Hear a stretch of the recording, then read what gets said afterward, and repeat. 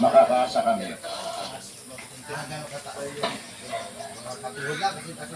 Tingnan niyo yung ginawa niyo. Pati sa akin eh. Parang nawawalan na rin ng tiwala sa kayo. Tapos ano? Pinakailaman yung saging dito naman natin. Hindi ba kinausap na natin si Elvis tungkol sa bagay na yan? Oh, akala namin eh. Akala! Puro kayo akala! Ha?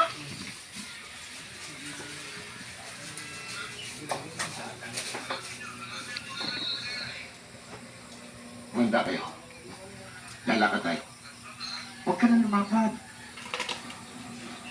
Dahil delikado. Tiyak na nagsumbong si Kaboy na. Pinapriti mo. Kaboy na. Sumagot ka na naman. Ang ibig ko sabihin, maraming galamay. Ah, hugita.